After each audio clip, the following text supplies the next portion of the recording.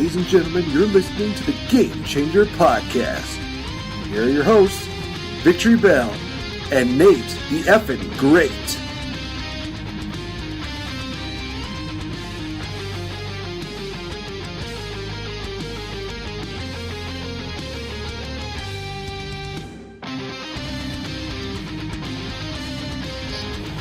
Hello, my name is Inigo Montoya. You killed my father. Prepare to die. Welcome, ladies and gentlemen, to another edition of The Game Changer. I am NateFNGreat, joined here, as always, by the lovely and fantastic VictoriBelle. So, for this episode, it's going to be a bit of an interesting one. And VictoriBelle almost did a spit take, or just choked or drowned. I don't know exactly how to explain it. I just turn over and I just see her coughing on her drink. It's like, oh boy. Is this going to be the one? Nope, we're good. Green light. But yeah, we're going to be doing an interesting twist on this, because we have talked a lot about Marvels, we've talked about Endgame quite a bit, so it's time to take a little break from that and go into something a little bit different, and this is something I don't think we've really talked about. We're actually going to be talking about video games in their movie form, and what better way to start off this kind of podcast than with a review of the recent video game movie, that being Detective Pikachu. So, yeah, let's get right into it, guys. And of course, we're going to be doing this. Spoilers are indeed inevitable. So if you haven't seen it, fast forward all the way to the halfway marker. If you have seen it, enjoy this review. Alright, so, Detective Pikachu. Honestly, I think it was definitely better than what I thought it was, but it did have some issues. Not like major ones where it's like, oh, it ruined the whole movie, but it was enough to where it was just kind of like, okay, there's stuff that they could have worked on here. But we'll get into some of that while we talk about the movie. Honestly, I think with how they started it off was pretty damn good, actually. It kind of felt like they did a flashback to the original Pokemon movie, the original first animated one that they brought to America, of course. And because the first thing you see is Mewtwo. He's in his, holding pod of sorts. He's basically doing the whole deal where he realizes that there's something more to it. And of course, technology is just not working with me. Hold on. Gotta love it. The fact of the matter is that Skype hates us, and apparently FaceTime is not very favorable with us either. Why? So basically what I was talking about was the fact that with Detective Pikachu, it kind of starts like the first animated Pokemon movie, where you had Mewtwo, he's in his container, we see the whole deal where he just explodes it, and then we kind of go into what is the main character, Justice Smith's character, Tim Goodman, I believe was his name, and, yeah, he and his friend, they're basically trying to catch this Cubone. Tim is just like, no, I don't want to do this, I'm not trained to be a trainer anymore, but it was kind of one of those things where it's like, okay, this feels a bit like Pokemon Go, but realistically hilarious. We get the whole deal where, he throws the Pokeball, catches the Cubone, or so we thought, because he goes up to the Pokeball, it's still shaking, and he screams, "It's not green! Why is it not green?" Ball breaks open, Cubone's out, does his bone meringue maneuver, and then after that it's just kind of like, okay, we transition into what Tim is like. Honestly, pretty good way to open up the movie. I mean, you got the Pokemon fans' attention right off the bat, so that was really cool. I mean, well, actually, let's first talk about the Pokemon animation, the CGI effects. Gosh, were they really good. They were absolutely beautiful. And starting off with the Cubone, that was a pretty good touch. Even Mewtwo starting off was awesome. Yeah, I think it's interesting that they started off with Cubone. Just in general, I'm like, I'm glad they because he's one that you don't really see that much, but everybody really, really, really likes Cubone, and you get to see how tiny he is. Which I thought was really cool is they really sized the Pokemon, kind of how they describe it in all the games. It's very, very tiny, and when you watch the cartoon, you kind of feel like the Pokemon are all dog size. And this one, you're like, oh, no. They have their own separate sizes. Cubone is tiny. He's like a little squirrel with a bone on its head. And stuff like that. So it was was really cute. Also, just recapping, backtracking a little bit, that moment when Mewtwo was breaking out, it looked as though Mewtwo was trying to take or trying to go retrieve the people who were intruding on the campus or intruding on the, I can't find my words, factory is not the correct term. The laboratory? Yeah, laboratory or facility, government facility, something like that. People were intruding, in quote marks, and it looked as though Mewtwo went after them and exploded a car, and the car flipped off the bridge, and then it cuts to the Cubone, and we're like, whoa, okay. Now we're back in a field of Pokemon. And it was kind of a good scene set of going back to this, like, rural area, little town type of Pokemon, which everybody knows Pokemon's filled with little tiny towns. And you get to see all the Pidgeys and Pidgeotos, like, flying over and stuff, and you're like... that was beautiful. This is cool! Like, okay, so they're setting the scene that there's no animals, it's all Pokemon. And, yeah, it was really funny. I enjoyed the start of it with the Cubone trying to get captured and it not really working out in Tim's favor. And I don't know what the actor's name is, but the Smith. Indian guy who is in Deadpool, the taxi driver, is the guy who's in Pokemon, and as usual, he brings so much comedy to the scene, so he does a great job. Mr. Poole. So I think it's kind of cute that he was brought into another Ryan Reynolds movie. We know Ryan Reynolds likes to work with people who he does good with, and he probably brought him into the Pokemon movie, so kudos, we enjoyed that. Definitely. So we get into basically what is the plot, which is the people coming up to Tim basically saying, hey, your father is either dead or he's missing. And then we go to Rhyme City, which is basically this giant metropolis of humans and Pokemon kind of living together in harmony. And that's where we get a little more of the variety, as we kind of mentioned. We see, like, all the other random Pokemon. We see, Growlithe. We see the trios. When I saw a little Charmander, I'm like, oh my god, I want one so bad. I want one so bad right now. Why can't this be real? And, yeah, basically, we get to meet up with the detective who, I want to say he plays the, I thought that he played, what's his name? Henry, no, he doesn't play Henry Wu. The actor, he looks so familiar. I'm trying to think about what movie he... Oh, yeah, he's like, and I'm not trying to be, he's the stereotypical Japanese actor that they get for all the Japanese movies, like, that are based from Japan. He's in Godzilla. He's going to be in the new Godzilla. I would like to get his name, because this is a little rude of me not to. I'll find his name, but he is, like, literally the guy. I watch a lot, like, he's in almost every single, like, brought from Japan to America. People are Americanizing it, and they're like, how can we make this fair? Oh, let's add him. And they're like, you're right, he's awesome. Like, he's in, what is he in? The one with Leonardo DiCaprio, where they go into the dreams. Inception.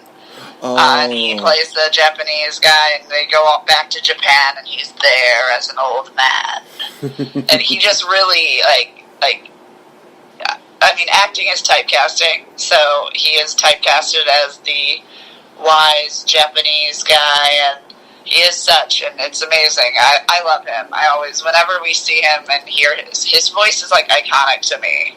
Like, oh, hi, Tim, your father is dead. And then you're like, oh, wow. You're like, it's him. And then, like, when he goes, like, in Godzilla, it's just like, he's like, 17 monster. Godzilla. Like, and you're like, oh, this is great. Like, it just makes you feel like it's so, like, more intense. Like, if I said it, I'd be like, there's 17, and it's Godzilla.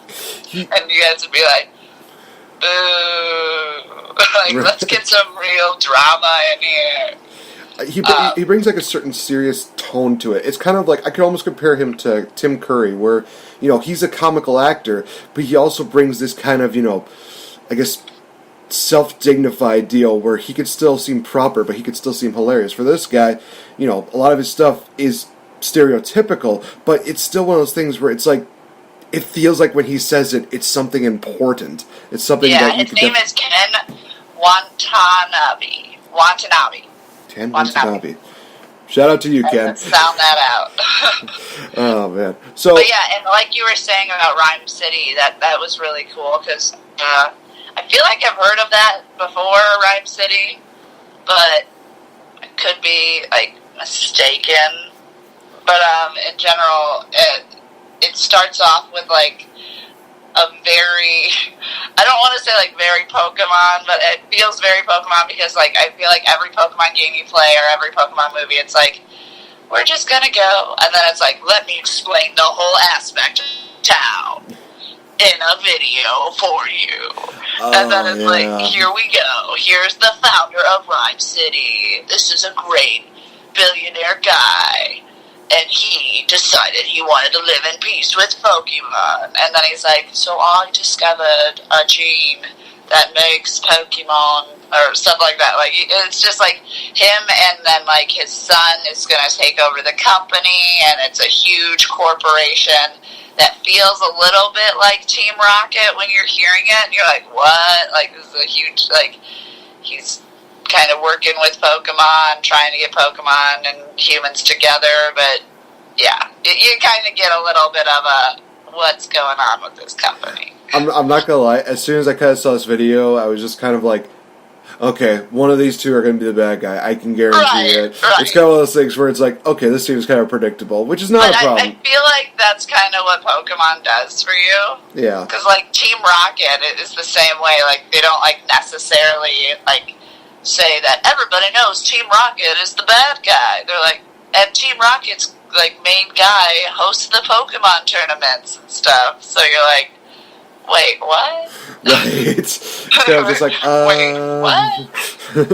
Just like, are we sure that this is right? But we get into basically where after we get that scene with him meeting with the, I guess you could call him the police deal with Ken. We get into, I guess I would call this one of the first issues that I had with the movie was that we go to Tim going to see his father's apartment, and we get introduced to Lucy, who is kind of this reporter in training kind of deal. And this is where I ran into my first issue with it, was that she kind of was there to be the informative person. It doesn't seem like she had too much personality to me. It was kind of what you would expect from a Pokemon game, where you run into this person, oh, they have all this information to give you. Yeah. And it's like, okay, this is kind of weird, but at the same time, I get why they did it. But I mean, it's small. Again, it's one of those things where it's like, okay, this is just classic Pokemon. I just wish they weren't so obvious with this character, because I think she probably could have delivered a little bit more to it. But at the same time, it's like, okay, it is what it is. We get to I almost said the actor's name, Justice Smith. We get to Tim's deal where he goes to his dad's apartment. He's going around. He's even seeing his old room where it showed that, oh, he wanted to be a Pokemon trainer, and we're kind of getting that feel like, okay, well, we don't know why he gave that up. We kind of get that feeling as to a bit later on why he did that. Mainly it was because of his mother's passing, as well as his dad not always being there for him. So his grandmother basically had to raise him. And it's kind of one of those things where it's like, oh, I'm just taking the safe bet, and I'm just going to be an insurance guy. Now, of course, we get introduced to the star of the movie, that, of course, being Detective Pikachu. And we get that scene from the trailer where he basically just says, like, okay, I know you can't understand me, but if you hurt me, I will electrocute you. So put the stapler down. You can talk? Whoa, you can understand me? And, of course, instant chemistry right there. I loved everything from, like, the first few bits here where we just see, Pikachu as well as Tim basically having this situation where it's like, oh, you can talk, you can help me. And he's like, nope. It's that kind of classic, I guess you could almost say buddy cop movie kind of feel to it, but also it does have a little bit of a twist to it because it is a Pokemon and it is a person basically teaming up to solve this case. But it's still funny. I love the way they introduced this, and of course we get into the plot. Again, they go into the scene where, of course, Tim is asking people, "Oh, you can understand him, right?" And of course, we just get the classic, "Pika Pika," where everybody just is just saying like, "Oh, it's a cute Pikachu." He's just saying "Pika Pika." It's fine. Yeah, and I don't know. I don't know for sure if they got the original voice, but damn, did it sound like the original voice of Pikachu? Did. Oh, it did. I think they did because it's Iku Otani. Oh, nice. I'm pretty sure she's the original. One Piece. Yes, she is the original voice. Dang, that's awesome. Wait. Iku Otani. Yeah, okay, they just spelled it differently in one of the... Maybe we Americanized her name and then they spelled it differently. She is the original voice of Pikachu. So Pikachu in all the games and everything, she does the Pika Pika. So they really... from all of it. Since 1997's release of Pokemon series, she was in the 1998 movie. Yeah, that's pretty sick. I thought it was, but I didn't want to say it until I was 100% sure, but yes. We go from that to the, I guess you could call it the bar scene, where basically Pikachu's basically talking about, hey, my memory's lost, I'm trying to figure out what's going on here. Basically starting to get into the whole Detective Pikachu deal. And we do get some more classic Pokemon. We get the whole, Jigglypuff singing to this guy who literally just falls asleep. I will say it's kind of weird that, I don't know if she's saying it hushfully, which is why he was only affected, but if she's singing, you would think the whole bar would have been completely asleep, right, in the series. But again, it's minor. It's not one of those things where I'm going to be harping on oh, this does not live up to the series in this retrospect. It's no, it's, again, it would be just one of those things I think would just, derail the main story that they're trying to get across. It would have been funny to see maybe even Jigglypuff just pop that microphone that she has and just start drawing on the guy. Yes, but we didn't get that. I was a little sad that I thought they could give Jigglypuff a little bit more time, just because it's Jigglypuff. Everybody loves Jigglypuff. It's funny, I went to go see it for Mother's Day with my family, and my brother and my mom had matching Jigglypuff shirts. Oh my gosh, that's awesome. And so I was very excited. I even got Jigglypuff as my Pokemon card.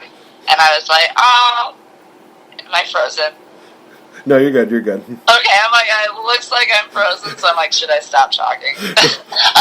No, so we were super stoked when Jigglypuff came on, and she, puffed up, she was pissed. That's what we like. She gets so mad at people for falling asleep. She's I'm, for me! You listen to me! And I just wanted her to do more. I wanted more out of Jigglypuff, just because it's just such an iconic Pokemon, and she's in all the Smash Brothers. She's in everything. People know that Jigglypuff's the real deal. Exactly. From there, we do get the deal where Tim and Pikachu agree to team up to figure out the whole case. And then we get probably one of the first hilarious scenes that was involving Mr. Mime. Now, when I first saw Mr. Mime, I was literally oh boy, I'm going to have nightmares, aren't I?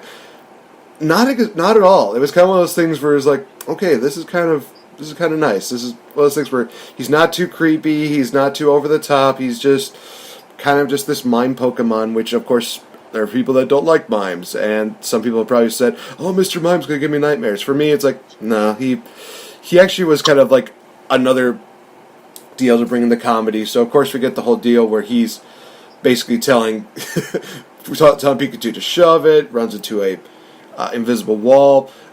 Tim does this deal where he actually plays along with Mr. Mime, and then we get into a scene where it gets to be pretty dark, but it gets to be hilarious, where literally we see Tim doing this deal, and interrogating him, yeah, and he's torturing him. torturing him. just in his own mind. But it is quite funny. He's like pouring gasoline on him. Like, dude, what are you doing? This is and Mr. Mime's like, come on, stick with it. Like, I'm about to get gasoline on me. Like, he's breaking. He's like, come on, Pikachu. Well, it's funny because it almost seemed like they did like the Looney Tunes, like Wily, like Daffy Duck deal, where he just starts trying to light the match, and Mr. Mime's just blowing out every single one. What you were going for at first, he's really like Wile E. Coyote, because Wile E. Coyote can't talk, and bad things happen to him. And then we get the whole deal where he does like the gas trail, and it's like, well, now you can't get out. Mr. Mime reveals, okay, you got to go talk to this person. And it's like, okay, we're going in that direction. Unfortunately, they still had the match, quote unquote, lit, and we have a deal where it seems like they dropped it, and you almost hear like this whoosh deal, and that's where they cut it off. It's like, what? Did they just end it on a dark note? Oh my god, what happened to the guy? I want to know now. That's funny. That was hilarious. And just another quick backtrack is when we first do get to meet Pikachu, Tim finds this vial that is filled with gas, and he releases the gas on accident, so this is kind of a big part of the story. He releases the gas, and the gas goes out the window, and we see, I don't really know the Pokemon's name. They're little purple monkey Pokemon. I'm literally going to put purple monkey Pokemon. I think they're called Apons, if I'm not mistaken, but I could be 100% wrong. Apom. Yep, Apom, yep. Literally, all I had to say was purple monkey Pokemon, and I knew it would come up. Apom, so a bunch of Apoms were outside, and so when Pikachu first gets introduced, Tim's kind of over it. Tim doesn't like it. He's like, I'm about to leave, and all of a sudden, monkeys attack. And so that's kind of where they first got introduced to, like, holy crap, what was that? What was that vial? It was called R. And so they go on, they talk about it at the bar, and then they're like, okay, we got to find out what R is. And that's when they go to talk to Mr. Mime about R. And he tells them that it's at this location, this, like, nightclub type of thing. And it's really a place to do Pokemon battles, and that's illegal in Rhyme City. So, it's really, the underground of Rhyme City. They're about to go into Pokemon Battle Zone, which this is one of my favorite scenes. And I don't know if you like this Pokemon. Everybody loves this Pokemon, I feel, but this is where we get, like, Blastoise versus Gengar, and you get to see Gengar, and Gengar's awesome. If you love Gengar, which everybody, I feel like all guys are like, that's my favorite ghost Pokemon. He was amazing. I think I'm more on Team Haunter for reasons why. Yeah, I liked Haunter too, because he was a bigger part of the Pokemon story, I think. But plus, it's just so cooler. It's just basically a blob with, like, hands that don't even attach to the guy. So it just looks so much more badass. I mean, Gengar, he's cool. He looks cool. It's just Haunter just was more appeasing, in my opinion. Yeah, I liked Haunter too, but Gengar is way more powerful, and we get to see him being, like, it's just like a Pokemon that, like, doesn't care about anything, and that's what ghost Pokemon kind of are. Yeah. And so he's versing a Blastoise, and we come in, and there's, like Pokemon are doing everything, which is cool. Like, they're, like, loudmouth speakers. It's a Pokemon, again. I'm going to Google Pokemon that were speakers in Pokemon movies. This is amazing. Let's see if they come up. They look like speakers. I can't find it. I'll probably find it, but literally, like, my mom knew all the Pokemon because she plays Pokemon Go, so if she was here, she would have told me, but I didn't know. But they were, like, literally, like, the bass was, like, drop the bass, bro. Right, yeah. And you're like, whoa. Yeah, so we also get introduced to, I guess you could call this gang leader of some sorts that remembers Detective Pikachu and actually challenges him to a rematch between Pikachu as well as Charizard. We get some pretty hilarious fashion. But also, I will say this, that Charizard not only looked badass, But when they showed that he had like this scar on his eye, that was cool. That was one of those things where it's like, okay, now Charizard looks more like a badass. I kind of like this. It does kind of show, like, hey, these Pokemon battles are not just, for training. They can leave these kind of aforementioned injuries, these after-mentioned effects on there. So it was kind of cool that they kind of mentioned that, instead of it just being like, oh, he had this, he made my Charizard faint, I went to a Pokemon Center, blah, blah, blah, that kind of deal. It was like, no, you literally gave this scar to my Charizard, and I want revenge for that. It's like, yeah, okay, they put in some originality to it. I like it. So the Pikachu doesn't know his moves. We get that funny scene where he's basically lifted up his tail, and it looks like he's trying to poop something out. But basically, he's just saying, oh, I shouldn't be doing this when everybody's watching. It's like, okay, what's going on? Tim knows a little bit about some of the moves, and Pikachu's like, I don't know the moves. I don't know this, okay? I have amnesia. And we have Tim kind of climb into the cage. He's basically trying to rattle off a Charizard. But then we get more of that Arceum that you were talking about. Where he was given R. Oh, that's right. Yeah, that's why he was like so... You keep forgetting about the R, man. The R's the main thing. It is the main thing. It does come into play. All the Pokemon take R to battle because it makes them, like, lose their senses and kind of turn feral. Yeah, basically. It kind of was one of those things where they go back to that animalistic deal that they had before. And... it's kind of one of those things where it's like, that's a pretty crazy concept. At the same time, seems kind of like something that deals with addiction. I don't know if I like this. But we do have the whole deal where, they have the battle. Unfortunately, this guy has a lot of the R serums. So when he gets involved, he gets knocked down. All the R serum just basically goes in.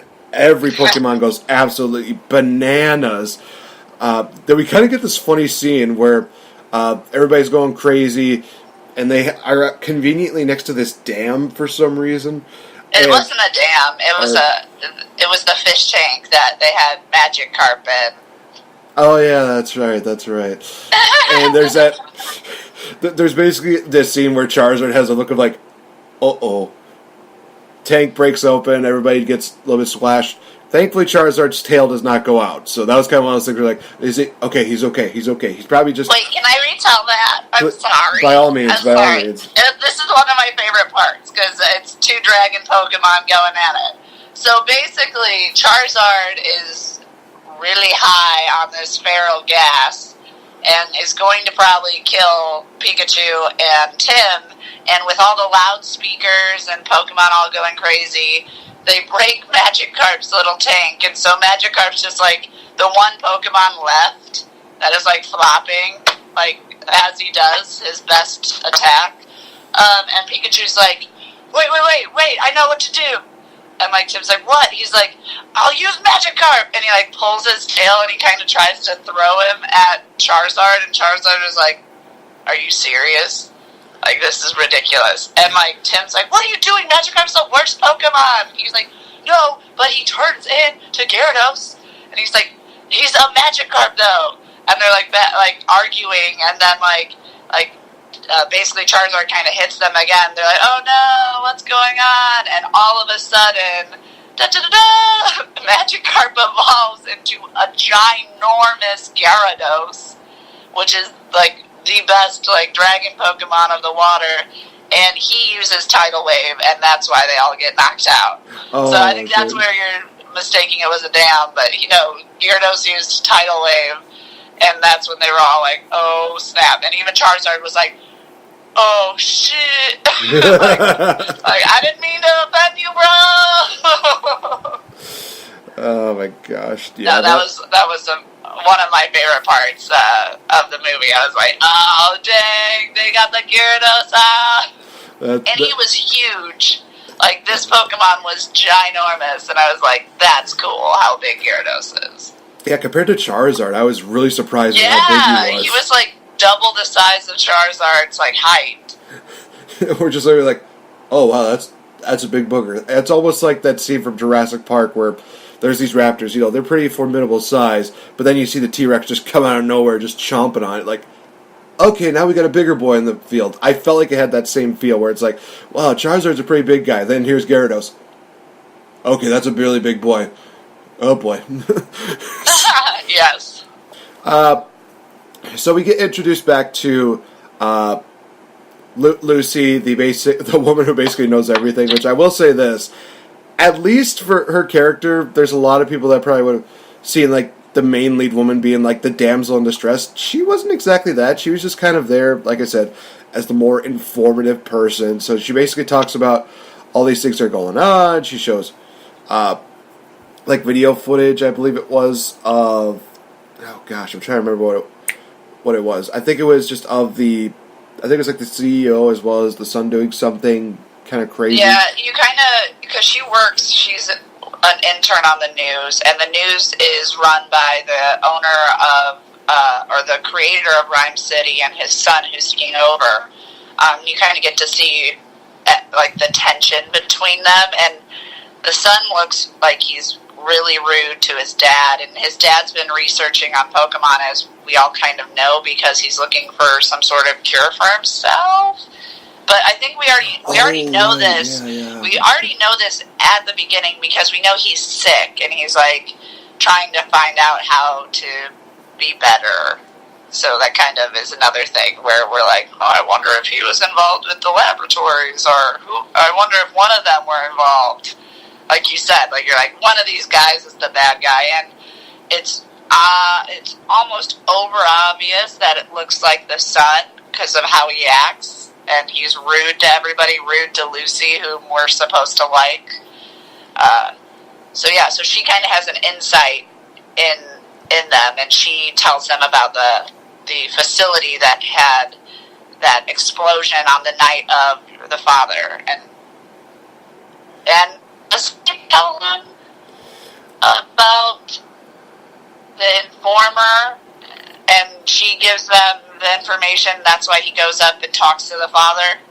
So I think there's something like that, but basically, because I think he goes to talk to the father before they go to the factory, right? Or the laboratory. I think so. We both only saw this movie once. Yeah. And like it was a good movie, but it was really packed with a lot of things. Yeah. Like I do have to say, this movie like went like zoom, and then whoa, and then we're going again. Okay, which I enjoyed, but at the same time, you're like, wait, which happened first? Right. Exactly. So like you said, we get basically the deal where they go to the facility. I will say this, kind of like a small side note here, is where we kind of get a little bit of the, I don't know if I would say the dickishness, but kind of they kind of play the Psyduck character a little bit interesting, where basically he seems kind of spoiled because they're trying to make sure he doesn't get a headache, otherwise bad things are going to happen. So we have these situations where I have a chemistry between Psyduck and Pikachu, where Pikachu's basically just saying like, oh great, so basically we have to make sure this thing doesn't have a headache, otherwise it'll go supernova on us. And there's basically the scene in the back of the car where he's just like, no, I'm not going to rub your feet. What are you talking? Oh, fine. He just starts doing it. It's like, wow, this Psyduck is so spoiled and kind of a dick. Why didn't we get this in the TV series? Because all he was just kind of like this dumb, duck-like Pokemon that just kind of was always getting into mischief. He was always causing trouble. But this time around, it's just like, okay, no, we know what he's capable of. Let's contain that. I liked that too. I think that was funny that like they're all like, "Why are you with a Psyduck? Like, why do you bring a Psyduck with you?" And she's like, "What do you mean? That's my Pokemon." And we're like, But I also I think this was kind of fun, getting like almost a callback to, oh, she kind of reminds me of Misty. Like, her attitude and everything was very Misty from the Pokemon series, and having a Psyduck, a water Pokemon, was very throwback-ish to that. So I enjoyed all of it, but basically, Psyduck was fun. It was like basically Misty, except all the hate for Psyduck is like gone. Oh yeah. Well, because like you said, like, instead of being like, what a useless Pokemon this is. Like, these people are all Pokemon trainers that have studied and lived with the Pokemon. So it's it's at a newer time than when, like, you were introduced to Ash Ketchum. I feel like they didn't know a lot about Pokemon. Like, they already know about Mew and Mewtwo. Like, all of them knew about Mewtwo and, like, talked about it, like, a decent amount. So, like, you do know, like, that this is after the other stuff. So this is the future. Yeah. So we go from there to the facility. They basically see that what they were doing is that they were experimenting with different Pokemon. One of them was the Greninjas that got out, and apparently they were kind of like souped up Greninjas. Before we get into that deal, though, they kind of do get an idea as to, okay, what kind of happened at this facility. They see how, Mewtwo was kind of created, what kind of happened with this facility. They even see, of course, I think it was the CEO or something like that, was actually a part of this, so they kind of realized, okay. Yeah, the son. That the son was a part of this. Which I think he's CEO now, but just to, clarify, there's a dad in a wheelchair, and then there's the son. And the dad in the wheelchair told Tim that is... Oh, no, I don't know. we're trying to do the review as best we can, but... Holy crap, what is going on? I'm legit confused when Tim goes to see this guy, because we know that Tim's dad was the guy's informant. So I'm pretty sure we already know that Tim thinks he's working for the father, and the father tells him, hey, this research lab is my son doing bad stuff. He's creating the R there. And so Tim is like, whoa, I need to go and go find out more about that, because he shows that his father's not dead. Tim's thought his father has been dead until this time. He's like, wait, Mewtwo has my father. And then they go, and so, he's like, okay, well, now I'm, all confused about it, and Pikachu and him have a moment of, togetherness, hey, I'm here for you, buddy. I'll fight for you. And then he's like, oh man, this is kind of cool. Me and Pikachu, having a moment. I feel like maybe I have family again. And they're like, whoa, this is great. This is so cute. Because, Tim's already been really down on himself because he had a choice to live with his father, and he chose never to go visit him because he felt his father failed him. That's what we saw at the beginning. In his father's apartment had a room that was a homage to Tim. Everything Tim wanted when he was a 12-year-old boy when his mom died. The father ran away from the whole scene where they used to live because he couldn't handle it after the mom died. And so he's like, hey, I'm running away. How about you come run with me, son? And the son was like, no, this is where my mom lived. I want to stay. That was Tim. And so now he's going back to his father's apartment. He's having regrets that he never talked or hung out with his father. He didn't know his father. And it looks as though his father loved him a lot. And he's like, I don't even know this guy. And he loved me. He had a note for me. He had a room all for me. Everybody at the detective says how much he talked about me. And I don't even know this guy. I feel like a total D-bag. And Pikachu's like, hey, if your father's alive, we'll go find him together. I want to help him too. I'm his Pokemon. And, they have, a coming together moment. And so then they go, they find Lucy. We're back at the factory. They're finding out more information from another hologram. And it looks as though maybe Pikachu caused everything. Yeah, from what it did seem like, as you said, Pikachu is the main culprit behind this. But yeah, possibly a trigger. We're not for sure. Yeah, definitely not. So we do get a deal where, like we said, the Greninjas are attacking. They have Psyduck get a massive headache. He does a confusion move, I believe it was, takes out the Greninjas. Then we basically almost have what seems like the apocalypse happen, which I think was one of the coolest scenes. I'm just looking at this, and I'm seeing the Earth almost folding onto them, and it's what the hell's going on? Is there is Mewtwo behind this? What the heck? We later find out that those there were turtle Pokemon that were in the facility, and they were saying, Tyrannorariums or something like that. And they were saying, well, they're doing experimentations with them. It's well, they look like normal sized ones. We see giant ones in this scene, and they look absolutely awesome. I'm just literally looking at this like, oh my god, they made them into skyscrapers. This is kind of cool, but also intimidating. What the hell? It was a very confusing moment. I kind of felt like, out of all the moments in the Pokemon movie, I kind of wish they didn't have that. I didn't think it was a big... I think it was probably a costly scene that was unnecessary, because I know you thought it was cool, but for me, I was like, okay, so now the world is upside down. Oh, now the world is this. Now the world is that. Like, what the hell? Like, there was too much, almost. I thought the Greninjas were enough, and the Greninjas could have done what a rock did to Pikachu, you know? Yeah. It was just a lot, and it lasted too long for me. I was just like, okay, like, if one mountain moved, and it just stayed as a moving mountain, that would have gave me the same effect as having it almost flip upside down. Like, it just was a lot. And I was like, okay, and we kind of knew. I felt like, oh, the ground's moving and everything. Oh, they're on the Terranarium or whatever. It's the play on words of the Terranarium is. But for me, that part of the movie was a little much. It was cool. It was too much for me.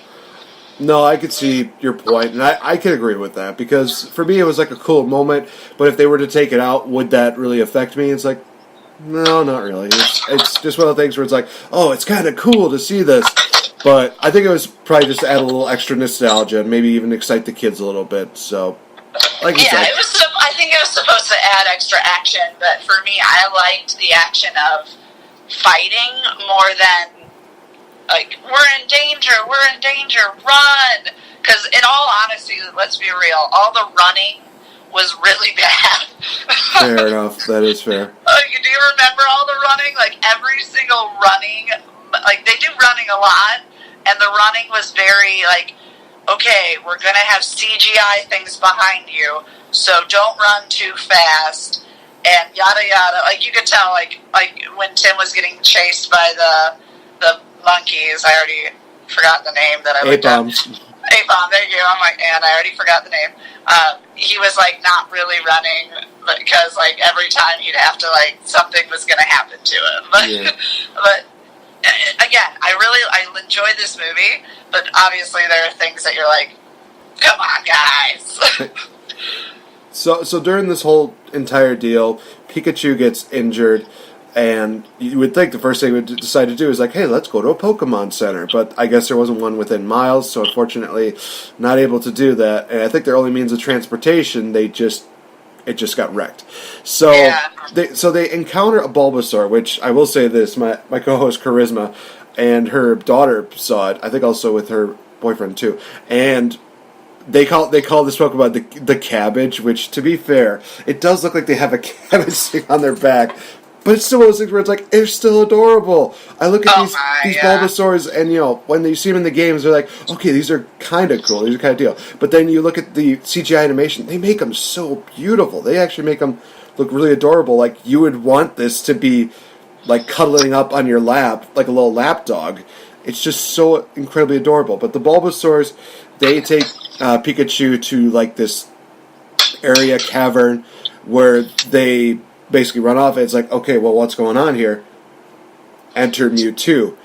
Yeah. He comes in, and basically he helps Pikachu recover, and this is where we kind of get one of the bigger plot points where he says, you know, you brought the sun to me, and he's trying to show this vision of what basically happened on that night. And before we could get the full, you know, the whole deal, Mewtwo is just saying, no! And we see that he's captured by the son of the whole ordeal. He basically takes Mewtwo, and this is, of course, where we go back to your point where Pikachu basically says, you know, it's my fault that this happened. So he basically thinks that, you know, there's no way that this is going to work, and he leaves. So yeah, this is a big deal. This is a big part of the movie in general, and all of this kind of gives you a little bit of little sprinkles of what's to come. One thing that is always apparent is that whenever a person from the company is helping, like, capture Mewtwo, and like, literally, like what we were saying before, like, Pikachu was the cause of some sort of explosion. Oh, Mewtwo confirms that Pikachu was trying to get Tim here and put him in this situation, which looks like Mewtwo, like, is gonna hurt him or hurt his father, because Mewtwo has his father. Like, that's what it looked like. Mewtwo has his father. And it's like, Pikachu is actually a bad guy. And Mewtwo even says, like, humans are evil. Like, I don't like humans. Humans are evil. And so you're like, this is the Mewtwo we do remember. Okay, we weren't for sure. But yep, Mewtwo still hates us. And then, like, the sun with his, like, dark glasses and shades is like, got him. And he never talks, but he's like, you can tell on his smug little face, he's like, got him. And you're like, oh no, the sun got him. And then, like, literally we have this weird moment of, like, Tim and Pikachu coming back, and Pikachu's like, no, I'm leaving. And, like, he's like, what? And he's like, what? He's like, no, I caused all your problems, and I'm the worst, and I can never help you. And everyone, literally all of them are like, where did this come from? Why is he getting so crazy right now? And he's like, dude, like, we're a team. You're my partner. And you could tell, like, that Tim actually really liked Pikachu. And then he's like, okay, I guess Pikachu's just going to run away from the situation, which is something that is a good callback. Yes, I enjoyed that. I was like, whoa, like, oh, Pikachu, no. So we go from that, and they find out that, you know, there's this big Pokemon parade, which I thought was kind of cool, where they actually have, like, these inflatable... we love Pokemon parades. Those are really cool. And Tim finds out immediately, he's like, wait a minute, these are filled up with the R serum. So he's basically going up, he's trying to tell the founder, the dad, he basically trying to tell him, hey, this is what's going on, we need to stop this. And the founder's just like, I know. I'm basically the reason why this is happening. And it's like, wait, what? And it's kind of one of those things where we called back at the beginning, we're just like, okay, one of these two is going to be the villain. But it's still kind of one of those things where it's like, okay, it does seem like the son is going to be the villain here. In a way, we already saw him be the villain. He was the villain. It's like in a way it was, but we're going to get to that in just a minute. So basically, the founder basically talks about how, you know, there's a way that they can find a way to help people kind of last forever in a sense, and that is to kind of have them fused with the Pokemon. So he has this head device that fuses him with Mewtwo, and it does kind of get to a point where it's like, okay, this is interesting, because we hear his voice coming out of Mewtwo's mouth. I would have thought there would have been like some inner conflict going on between there, but that wasn't the case. I think it kind of ends on a different note. A good note, not the best note, but we'll get to that again in a minute. He basically starts letting out the serum, and we see the gas, you know, turning all these Pokemon feral, but also the humans start going into their Pokemon. So, like, you know, if you had a Snubble, you were stuck in the Snubble body. You were stuck in a Meryl's body. You turned into, like, all these Pokemon. Cut to the scene with Detective Pikachu. He's down, he's depressed, and... Yes, say it. He decides that the only way to cope with this is to sing the original Pokemon theme song. Just going, gotta catch 'em all, gotta catch 'em all. I wanna be the very best. No one ever was. And little did he know that while he was, you know, walking and singing, he peers on a very familiar spot. He looks over and he sees that it was the place of the accident. His memory starts to catch up, but then he also notices that there was an item there. Like a Greninja dart of some sort, I believe he said. And that's when he starts realizing, wait a minute, so Mewtwo didn't attack us, it was the Greninjas that attacked us. Which means, oh no. So obviously Pikachu is just like, okay, I need to get back to Rhyme City. Runs off. He also witnesses some of the stuff that's going on. He sees all these Pokemon. He runs into Psyduck, and he's just like, Psyduck, what's going on? Hey, Lucy? It's just one of those things where it's like, oh crap, he's put in here. He sees Mewtwo, and we do get a battle sequence before that. But before we get into the battle sequence, I want to say that this is where I literally watched this, and I had almost serious nightmares, because while Mewtwo is talking to Tim about everything that's going on, Tim runs into like this closet or something like that, and the sun pops up. He is just tied up in duct tape, covered, and it's kind of one of those things where we see that, I'm like, wait, what the hell? So, he reveals, and he goes, look out! Turn around, there's the sun. It's like a doppelganger. It's like, okay, what the hell is this? With his sunglasses on. Yep. And then the sun just kind of goes like a blub blub blub blobbly deal, and it turns into a Ditto. And I'm just like, okay, that's actually Which cool. we knew the dad had, because he had a Ditto to, that was the girl. Like, the girl was the Ditto that, pushed him around. We already knew about the Ditto, but you kind of forget about the Ditto. And then you realize all the humans that were, you didn't really know Ditto could play a human, and then you're like, oh, yeah, he did that. And then, like you said, go ahead, finish it, because this is such a homage to Pokemon. We see Ditto transforming into all these different human Pokemon, but the thing is, just like in the series, they don't have regular eyes. They have the little black eyes that are on there. And literally, I'm just you can never get the eyes. It's just one of those things where I look at this like, oh my god, I'm going to have nightmares of Ditto for weeks. And it is so great. I mean, you're just enjoying this. I'm literally kind of standing there like, oh jeez, they went into a horror movie realm. I was cracking up. I thought it was hilarious just because it was so perfect. I'm like, that is what we want out of Ditto, is that it's so, because it really is, Ditto is one of the most powerful Pokemon ever, because it can literally do whatever. But the fact that this one also had the issue of, I can never get the eyes. Right. So going back to the fight scene, we do see Pikachu actually starting to learn some of his moves. He learns, I think it was the dash charge, I believe it was the move that they were trying. Voltage dash or something. Something like that, where it kind of helps out a bit, but we do see Mewtwo kind of get the advantage. But then we see that scene where Pikachu just basically is just got this smile on his face, and Mewtwo's like, "What's so funny?"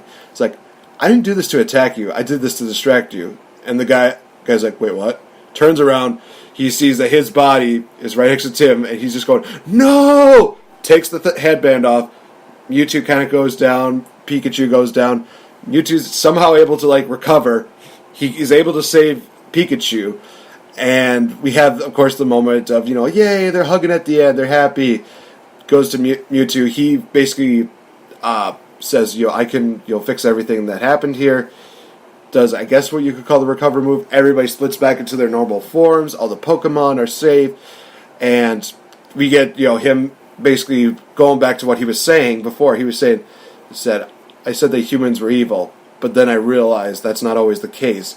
We get the full vision of what basically happened with Pikachu as well as Tim's dad. And we have this nice little bright moment where we see a bright light. We see it cuts to Tim going to the train station. There's Pikachu next to a guy. And that is Henry Goodman, played by, and this surprised me, Ryan Reynolds. And I'm just like, whoa, that kind of took me off by surprise. And I had people sometimes complaining about it, where they were saying, wait, isn't this what we were expecting it to be maybe a black guy playing it, or maybe an Asian guy playing it? We're expecting Ryan Reynolds. It's like, I'm not going to knock Ryan Reynolds' appearances. It's just one of those things where it just kind of took me off guard. Okay, I was not expecting Ryan Reynolds to actually be, the dad. And why were they expecting some other guy? They probably just didn't think the facial features met up, or I could point out the obvious part of it, but I'm just not going to. Because his mom was black, and he's a mixed kid, so which made it harder for people to. Which I loved this. I thought this was great because it just shows how you can trick our society. Because if you do have any sort of mixed race within you, some people don't automatically go to oh, he has a white dad. And so, like, you don't think Ryan Reynolds all like out of the blue, but you know, throughout the whole movie, we know his mom is black and his dad is white. But I didn't get it. I didn't get that it was Ryan Reynolds until Mewtwo fused people. Like, until I saw that people got into Pokemon, and then I was like, oh my god, that was pretty good. That was pretty good. And I was like, Ryan Reynolds is his dad. And my brother's like, shut up. No spoilers. It was one of those ones. Then I was waiting. I'm like, yes, I knew it. But like, I didn't get it until they really did kind of like, they were dropping hints the whole time.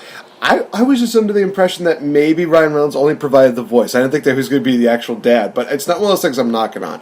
Anytime I see Ryan Reynolds, it's always good. I would be fine with him just providing the voice, too, which that's what we were under the impression of when we went to the movie.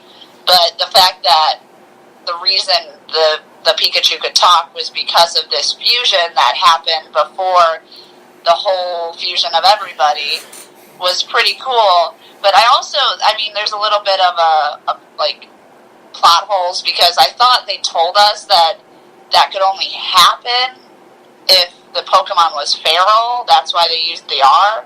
But I guess what they fixed it with was that the Pikachu willingly allowed the human to take over to save him. Maybe. Which was kind of cute, because it showed how much Pikachu cared for the Tim. detective and everything.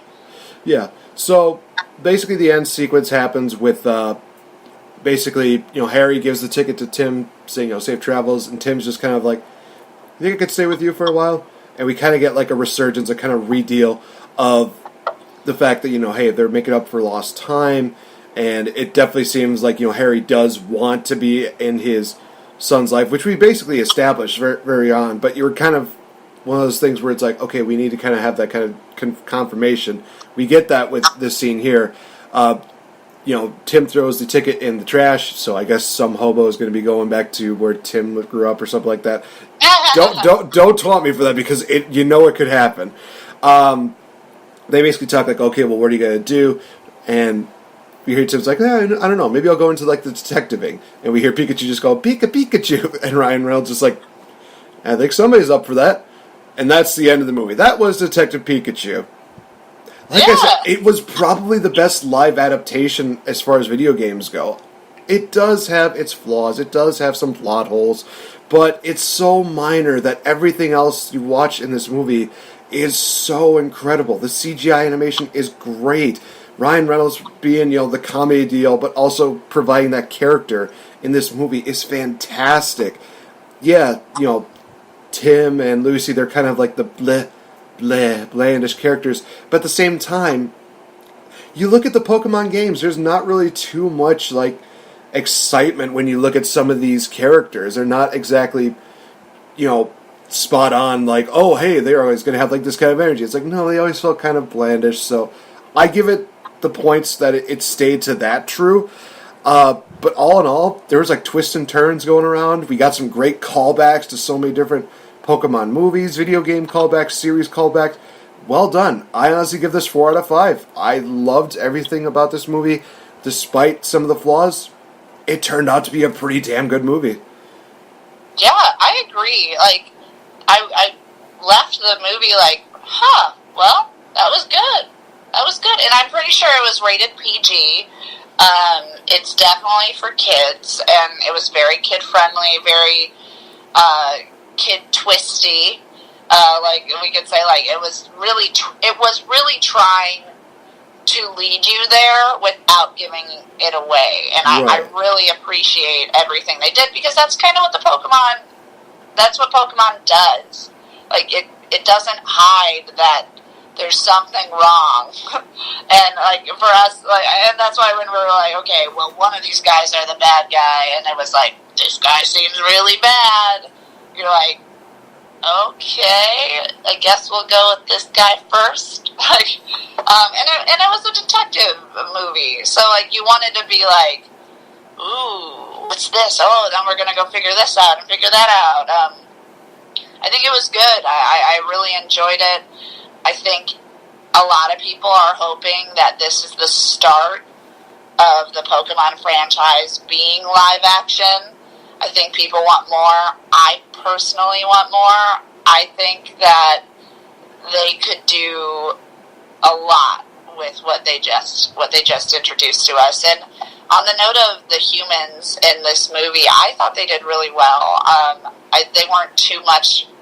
They weren't a big, huge role, but they gave us exactly what the humans are supposed to give us, that connection and that feeling. Like it was kind of sad. Like, I kind of did get sad, like, when Tim was having these emotions with his family, you know, like, things were happening, and you're like, wow, okay. And like I stated before, Pikachu was his dad the whole time. And he interacted and was his dad. He left the moment there was an issue where he thought he wasn't good enough for Tim. He did it again. Like, he literally was like, I'm not good for you, Tim. He says, I'm not good for you. And that's why he left when he was a little kid. And a big major part of this movie was when Tim notices Pikachu came back. He's like, he came back. He came back to support me. He literally says, he's back. And, like, it was great. Like, Pikachu supported him. Pikachu helped him and saved him. And that really, like, had their bond. Like he already bonded with this Pikachu that was able to talk to him. And the fact that it was his dad was just a huge thing. Like, it gave us a really deep underlining story within the Pokemon realm, and everybody's excited and they go for the Pokemon. So it was like, here's what you wanted, but by the way, it's actually a pretty good story too if you follow it. And it's like, wow, okay, awesome, I'm ready for more. And if they want to keep with these characters, that's great, but that's the thing, is like, they can literally switch out any humans that they wanted, and we are going to go because we love the Pokemon. So I'd give it a solid B+. Like, I think it was a B+ movie. There was definitely issues, like, okay, all right, come on now, but it was enjoyable, and it's a fun time for everybody, so it's worth going to see, even if you're not a huge Pokemon fan. But everybody knows who Pikachu is. You'll enjoy Pikachu. You'll get Charizard, which is another fan favorite, and that's all you can ask for. Oh, this is very true.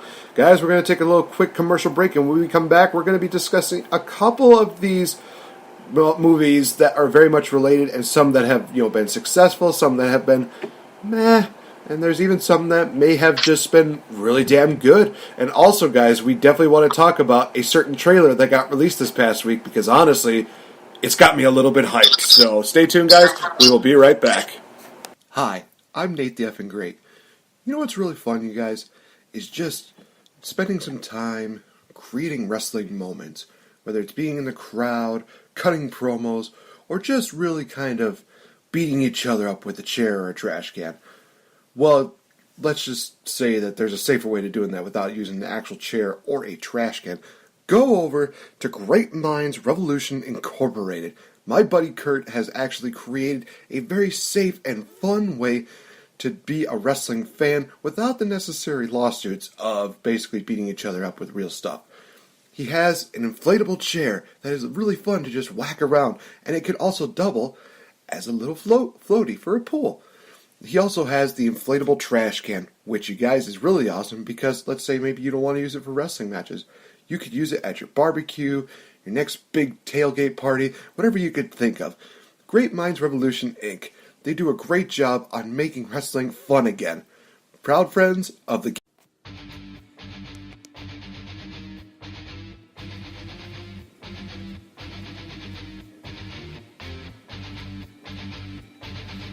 You're listening to the Game Changer Podcast here on Spreaker.com.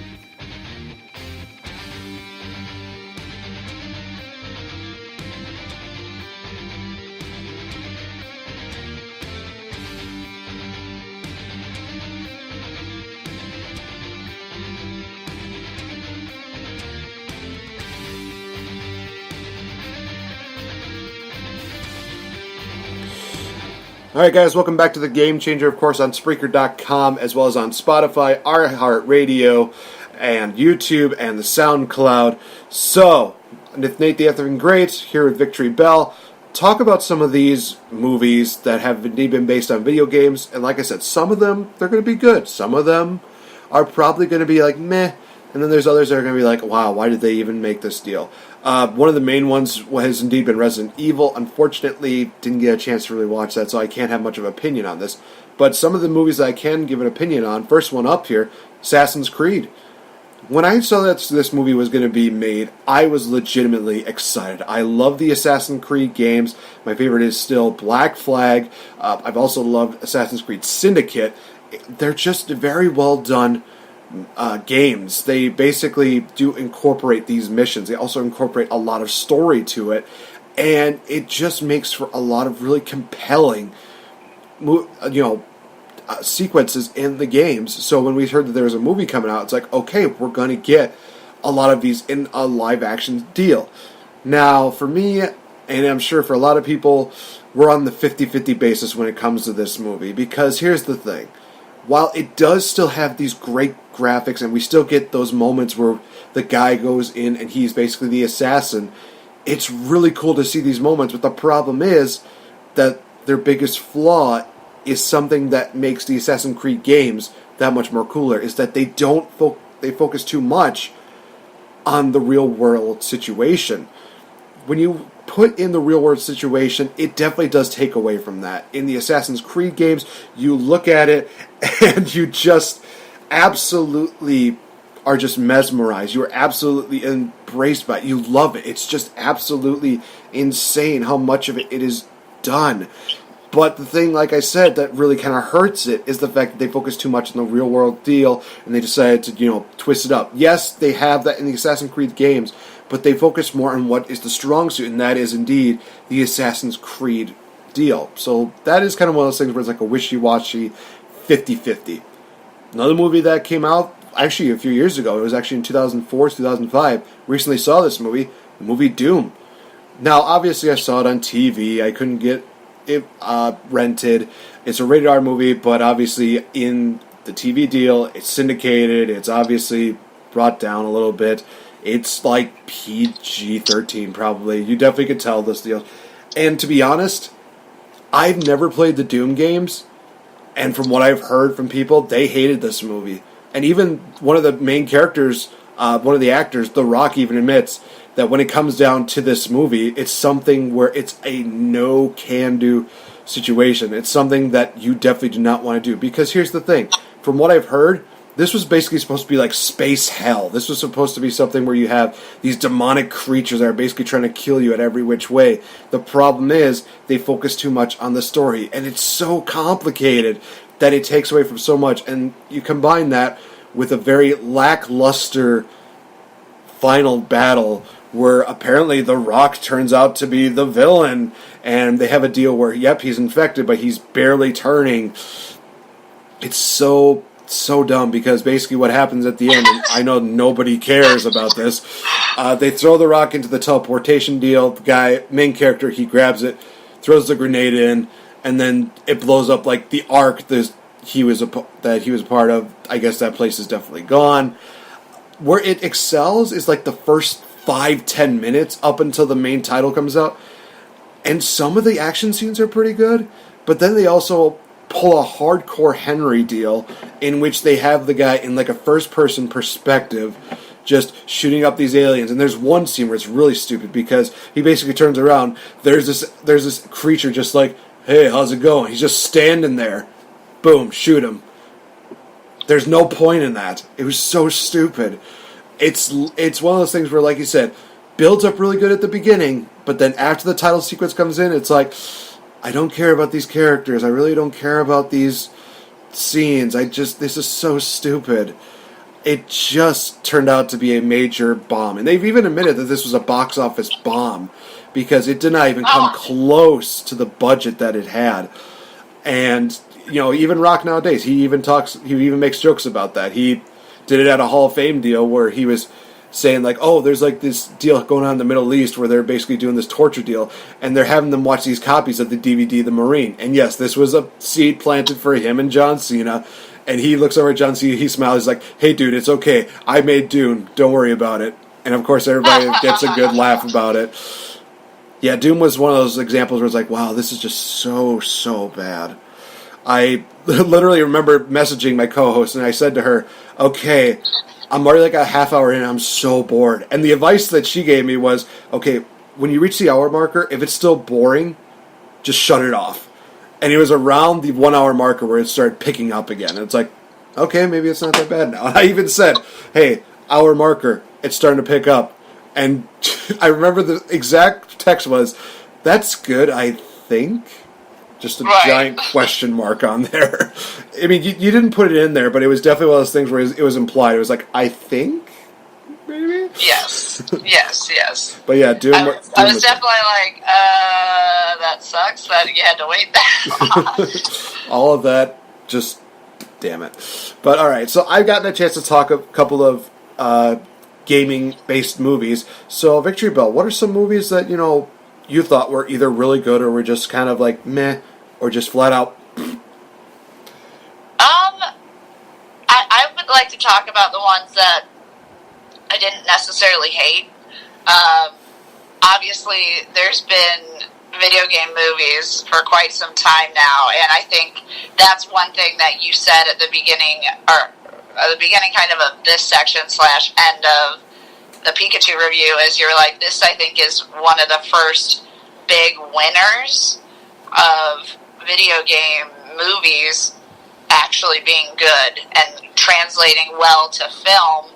I guess it's a hard thing to do because, yeah, a lot of these movies aren't very good. People go to see them mainly for the fact that they love the video game. One movie I'm just gonna throw out there, not talk that much, but the original Mortal Kombat movie. Ugh. I would love for them to redo that, because as somebody who's friends with some of the original actors of the Mortal Kombat game, because Mortal Kombat was the first fighting, 2-on-2 fighter game that had, really good graphics and stuff, because they actually used real people and photos of those real people to do, the moves. So that movie wasn't a total bomb for the time, but when you go rewatch it, you're like, how was this a thing? We need a new Mortal Kombat movie. Not very good.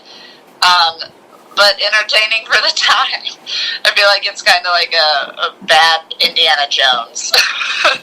And then the Crystal Skull one, yeah, basically. Right. Well, in the original Indiana Jones, they do some of these effects that you're like, whoa, this is kind of a weird thing to look at. That's kind of how I felt like Mortal Kombat was, just hard, what is going on?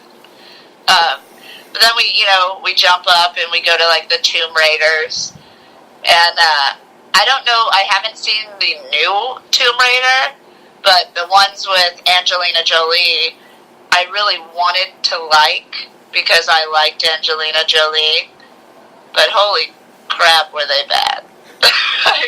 It's just we have Angelina Jolie, just letting you guys know, here's Angelina Jolie. And you're like, wait, isn't this about, she's supposed to be finding treasure and, history and all this cool stuff? And they're like, no, but here she is, though. And you're like, oh, right. So if I like Angelina Jolie, I might like this movie because it had no plot, it was awful, but it did have Angelina Jolie. It was really weird, because that's the one thing I think that everybody says about the original Tomb Raider is that, you're probably not going to like this movie, but at least there's Angelina Jolie. From what I've seen... To look at. That's literally what it is, yeah. I agree, that is an accurate description of what that movie was. And then we get some that I just don't think got enough, either marketing or people who wanted to really watch it, or maybe because I didn't watch or didn't play the games, because I'm not a huge gamer. I just enjoyed the movie versus actually, knowing what it was supposed to be about. And that's like Hitman and like Max Payne. Like, these were pretty decent action movies, but they flopped because people didn't go see them. Like, Hitman is all, like, I wish I could remember the actor, but he's pretty good. He's in Santa Clara Diet with Drew Barrymore, but he's a very attractive guy who, like, Hitman's all about, like, bald guys with, like the barcode on the back of their head, so, like, they literally are, like, barcode killers, which is really cool, and it had such a good concept, and it was a decent action movie, but again, it died, and same with Max Payne. I mean, Max Payne, pretty sure it had Mark Wahlberg in it. Yeah, because when I watched it, I was like, who's that? Oh, that's Mikey Mark. It was pretty good, but again, didn't have any traction. And then we finally get to, like, ones that had traction, but I feel probably for the wrong reasons. Again, I didn't hate it. I didn't hate them, but they definitely weren't winners. And we could start with Warcraft. Did you watch Warcraft at all? I did not. So I think a lot of people were really disappointed in Warcraft. It made a decent amount of money. I mean, $433 million and up. It was by Blizzard, and Warcraft, like, WoW is a huge thing, you know, World of Warcraft, and I enjoyed it as a movie, and I kind of was like, okay, this is the first one in a series, because it's about this orc that, you know, is, like, coming into the human world, and a battle, and it explained everything, and I was like, ooh, okay, and it gave us a little bit of a battle, and, like, introducing to different characters, and, like, ooh, we're gonna get a World of Warcraft, like, series of movies, and everybody hated it. Like, literally, everybody hated it. I don't really know why they hated it so much, because, like, I thought it was decent. Like, it had pretty good animation. People replicated the costumes really well. Even at BlizzCon, the biggest costume contest that we know of that has the biggest prize money, the guy who won was replicated the main character perfectly. It was amazing, and he won a bunch of money. And people were like, "Okay, you won the costume contest," but they still were like, "But the movie sucked." I was like, "Okay, all right." People in the gaming world have really high standards for movies. And then we get to one that we both have seen, and we get Mr. Dwayne Johnson back with Rampage, which, again, made over $400 million, which I don't know if you can count that as a bust. But as somebody who knows Rampage, it just wasn't the game.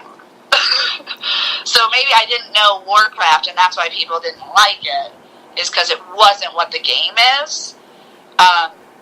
So for somebody who plays Rampage, I'm like, I mean, would you really want to make a movie about this game? Probably not. It's literally like mutated humans attacking the city.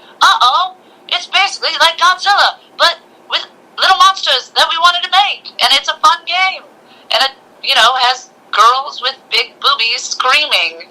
Like, I met one of the creators of the game, and he's literally like, this is hilarious. He's like, this is good for me that they're making a movie. He got to go to the set, meet The Rock, all this stuff. Like, he literally did the art for the original game, and everybody who played the original game can, like, give respect to this movie, but in all in all, it was not what the game was.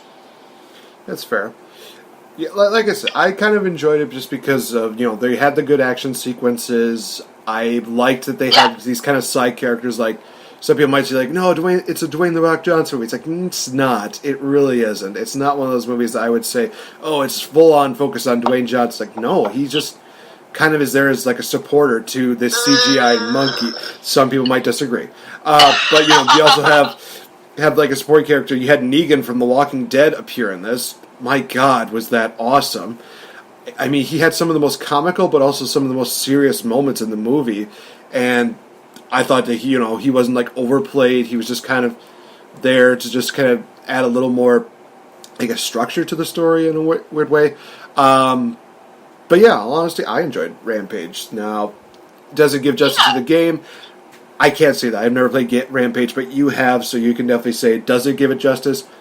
Well, just giving you a quick, tiny thing, Rampage is about humans who got experimented on in a lab that turn into giant monsters who can't control themselves. Okay. So, like, when you die in the game, your monster reverts back into this little naked human that's, like, awkwardly, like, walking, like, they're holding their, like, private parts because they're naked and they're walking, like, off the screen, like, ah! And then another character comes and tries to eat you.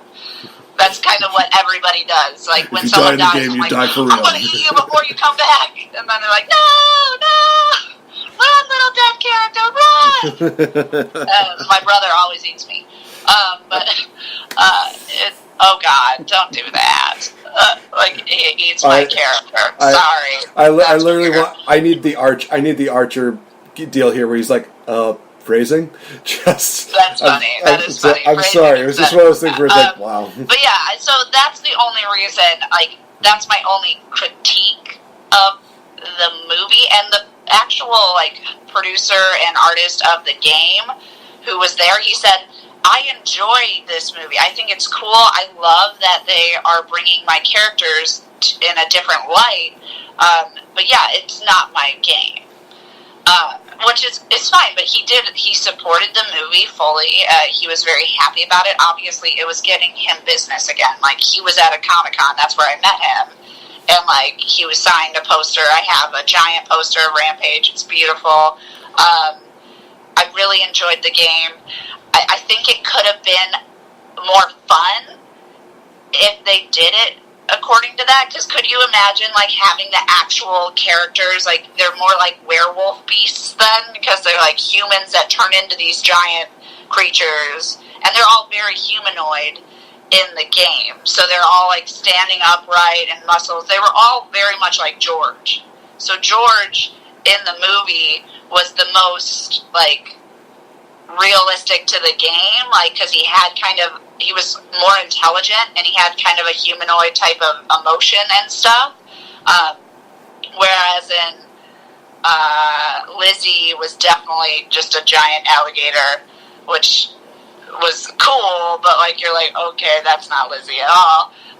And then Ralph, yeah, like, we're like, oh, okay, they didn't, they kind of, I think they named them. I'm not for sure in the movie if they named them. But Ralph is the wolf, and the wolf is just like, again, just a giant wolf. But I didn't hate that movie. I really didn't hate Rampage. I was excited for it. I just, again, like, it just wasn't what the game was. So, almost like, I almost don't want to even call it a video game movie, because they just made it their own. Like, oh, well, we'll take your characters, and then we're going to do a space movie. Like, it's a space alien thing that comes in and infects these animals. And I was like, okay, interesting. But I think that's when, like, why Detective Pikachu is so good, is that maybe it's because the video game of Pokemon just makes it that easy to translate to film. Because, like, most of these video games are, like, based off of, like, people murdering other people and stuff like that. And, like, okay, how can we put this? I mean, I think a lot of those video games have great premise.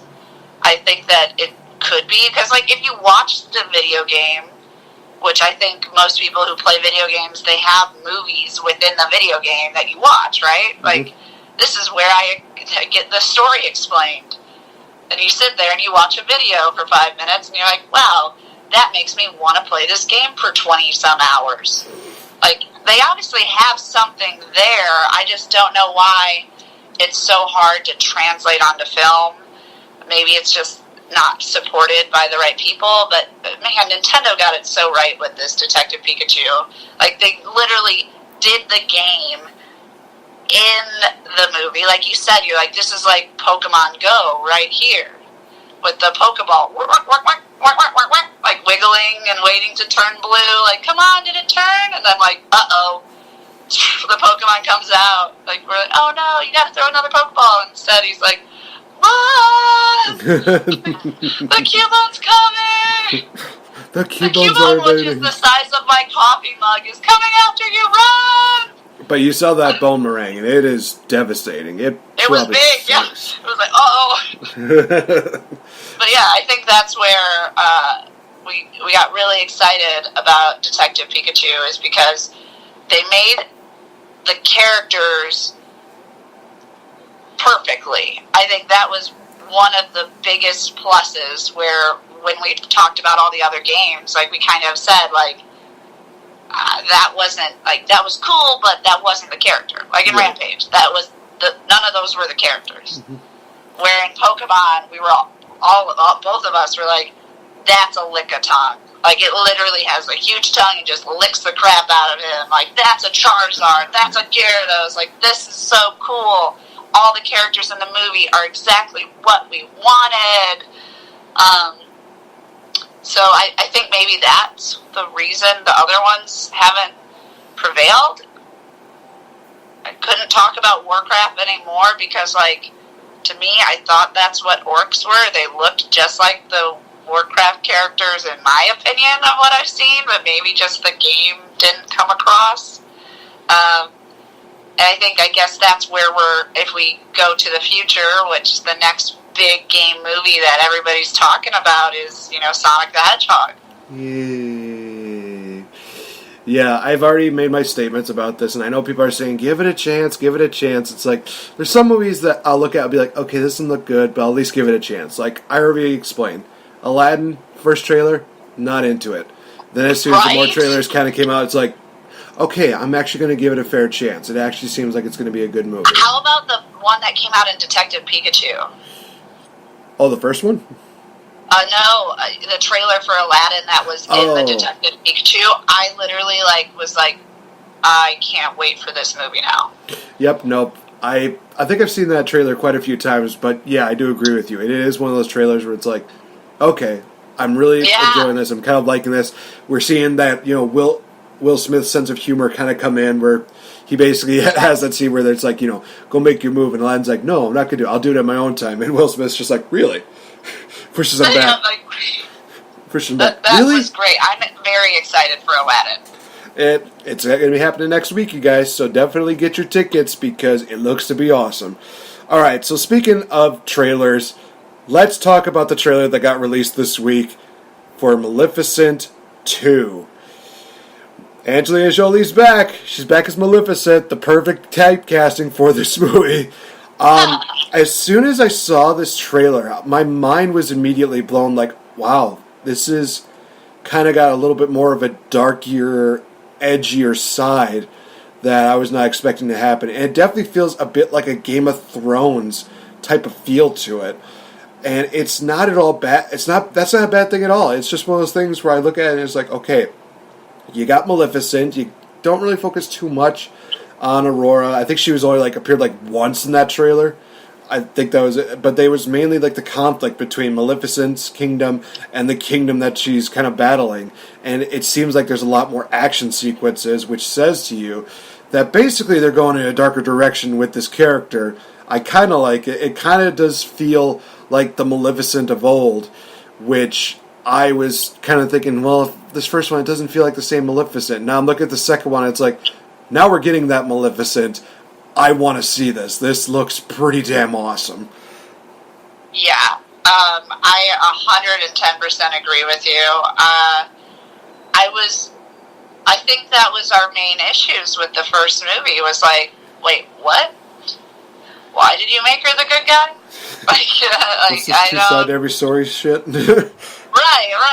I get that you want to do a little bit of a twist, but I wish you did better. You could have done better, and that's why when we were saying, I didn't really know there was a Maleficent 2. I think we talked about it a little bit, but let's be real, we were kind of like, whatever, who cares? Until we saw this damn trailer. What? Until we saw this damn trailer. Yes, holy cow. Yeah, you told me to watch it, and so I'm like, okay, I guess. And I'm watching it, and I'm like, ooh. And I just shared it on my Facebook page, And I'm like, I think I might actually cosplay again just for this, because Maleficent literally was my first reason I really, really, really wanted to cosplay. My first ever was probably my first ever was Catwoman, but in general, and then I would be like, okay, I bought a Wonder Woman costume. But the one that triggered me to be like, I want to make wings, I want to do this, was Maleficent. And so to have her come back, and it's literally called Maleficent, Mistress of Evil, I'm like, ooh, is she gonna be bad? And like the one part with Aurora is where it's like, literally is like, are you evil? She doesn't say that, but that's basically, she's like, what are you did this, oh my gosh, and like her face says, are you evil? And I'm like, yes, she is. She's evil. She's not, and you know, obviously we've had discussions in the past, and good and evil, they're not truthfully a thing. It's just like your perspective. So from Maleficent's perspective, I bet you anything she's not going to be evil. But from the humans, she should be evil, and that's kind of the story we need. The story we want. The trailer looks amazing. There's going to be some really cool costumes. She has her wings the whole time. And it looks like there's like a whole herd of her type of fairies / angelic looking creatures that are going to be raining down on this kingdom. So I was just excited about it. I'm like, okay, I'm feeling it. Maleficent has given you that passion again. I love it. So, ladies and gentlemen, that's going to wrap it up for this edition of The Game Changer. Definitely check us out next week when we talk about more and fun, exciting things going on. It's going to be absolutely great. It's going to be absolutely awesome.